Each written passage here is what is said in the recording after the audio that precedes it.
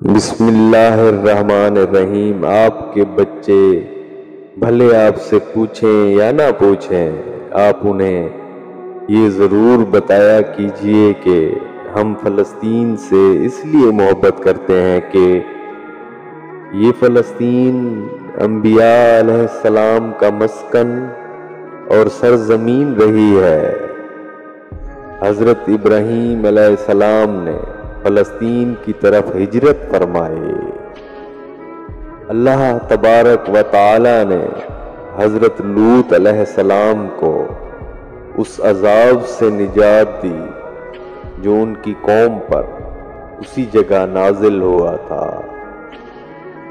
حضرت داؤد علیہ السلام نے اسی سرزمین پر سکونت رکھی اور یہیں اپنا ایک محراب بھی تعمیر فرمایا۔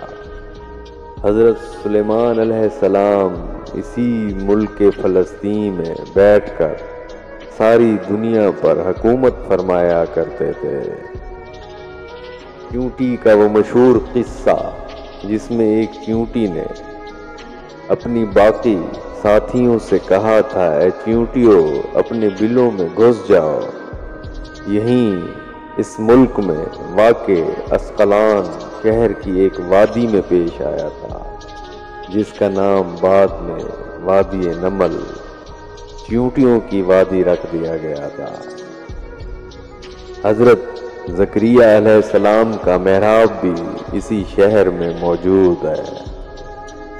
حضرت موسیٰ علیہ السلام نے اسی ملک کے بارے میں اپنے ساتھیوں سے کہا تھا، اس مقدس شہر میں داخل ہو جاؤ۔ انہوں نے اس شہر کو مقدس، اس شہر کے شرک سے پاک ہونے اور انبیاء علیہ السلام کا مسکن ہونے کی وجہ سے کہا تھا۔ اس شہر میں کئی معجزات وقوع پذیر ہوئے، جن میں ایک کنواری بی بی حضرت مریم کے بطن سے حضرت عیسیٰ علیہ السلام کی ولادت مبارکہ بھی ہے۔ حضرت عیسیٰ علیہ السلام کو جب ان کی قوم نے قتل کرنا چاہا تو اللہ تبارک و تعالی نے انہیں اسی شہر سے آسمان پر اٹھا لیا تھا۔ ولادت کے بعد جب عورت اپنی جسمانی کمزوری کی انتہا پر ہوتی ہے، ایسی حالت میں بی بی مریم کا کھجور کے تنے کو ہلا دینا بھی ایک معجزہ الہی ہے۔ قیامت کی علامات میں سے ایک حضرت عیسیٰ علیہ السلام کا زمین پر واپس تشریف اسی شہر کے مقام سفید مینار کے پاس ہوگا۔ اسی شہر کے ہی مقام باب لد پر حضرت عیسیٰ علیہ السلام مسیح دجال کو قتل کریں گے۔ فلسطین ہی ارض محشر ہے۔ اسی شہر سے ہی یاجوج و ماجوج کا زمین میں قتال اور فساد کا کام شروع ہوگا۔ قتل، قتال سب یہیں سے جو ہے نا، یاجوج ماجوج کا جو کام ہوگا یہیں سے شروع ہوگا۔ اس شہر میں وقوع پذیر ہونے والے قصوں میں سے ایک قصہ طالوت اور جالوت کا بھی ہے۔ فلسطین کو نماز کی فرضیت کے بعد مسلمانوں کا قبلہ اول ہونے کا اعزاز بھی حاصل ہے۔ ہجرت کے بعد حضرت جبرائیل علیہ السلام دوران نماز ہی حکم ربی سے آقا علیہ السلام کو مسجد اقصی فلسطین سے بیت اللہ کعبہ مشرفہ مکہ مکرمہ کی طرف رخ کرا گئے تھے۔ جس مسجد میں یہ واقعہ پیش آیا وہ مسجد آج بھی مسجد قبلتین کہلاتی ہے۔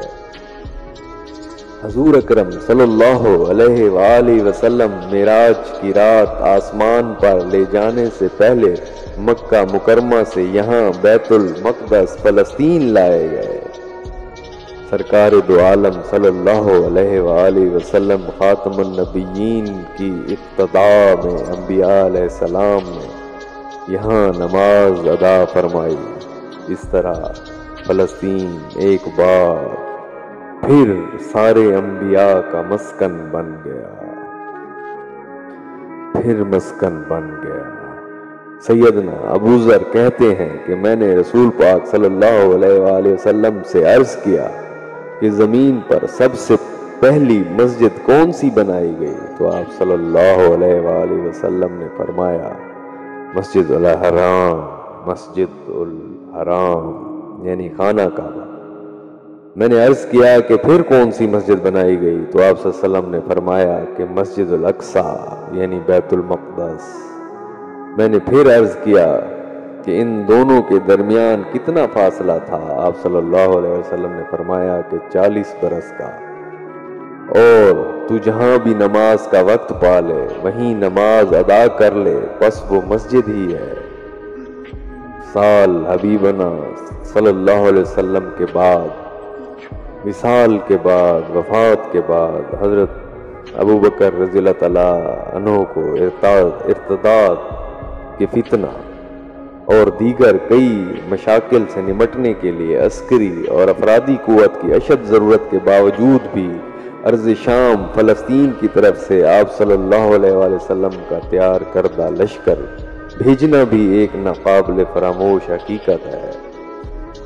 اسلام کے سنہری دور فاروقی میں دنیا بھر کی فتوحات کو چھوڑ کر محض فلسطین کی فتح کے لیے خود سیدنا عمر کا چل کر جانا اور یہاں پر جا کر نماز ادا کرنا اس شہر کی عظمت کو اور اجاگر کرتا ہے۔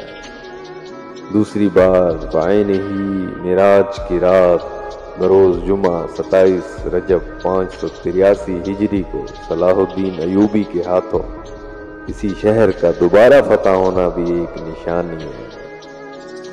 بیت المقدس کا نام قدس قرآن سے پہلے تک ہوا کرتا تھا، قرآن نازل ہوا تو اس کا نام مسجد اقصی رکھا گیا۔ قدس اس شہر کی اس تقدیس کی وجہ سے ہے جو اسے دوسرے شہروں سے ممتاز کرتی ہے۔ اس شہر کے حصول اور اسے رومیوں کے جبر و استبداد سے بچانے کے لیے 5000 سے زیادہ صحابہ کرام رضوان اللہ علیہم اجمعین نے جام شہادت نوش کیا، اور شہادت کا باب آج تک بند نہیں ہوا، سلسلہ ابھی تک چل رہا ہے۔ یہ شہر اسی طرح شہیدوں کا شہر ہے۔ مسجد اقصی اور بلاد شام کی اہمیت بالکل حرمین شریفین جیسی ہی ہے۔ جب قرآن پاک کی آیت والتین والزیتون وطور سینین وہذا البلد الامین نازل ہوئی تو ابن عباس کہتے ہیں کہ ہم نے بلاد شام کو التین انجیر سے، بلاد فلسطین کو الزیتون زیتون سے، اور الطور سینین کو مصر کے پہاڑوں کوہ طور جس پر جا کر حضرت موسیٰ علیہ السلام اللہ پاک سے کلام کیا کرتے تھے سے استدلال کیا، اور قرآن پاک کی یہ آیت مبارک سے یہ استدلال لیا گیا وَلَقَدْ كَتَبْنَا فِي زُبُورِ مَن بَعْدَ الذِّكْرِ أَنَّ الْأَرْضَ يَرِثُهَا عِبَادِي الصَّالِحُونَ سے یہ استدلال لیا گیا کہ امت محمد حقیقت میں اس مقدس سرزمین کی وارث ہے۔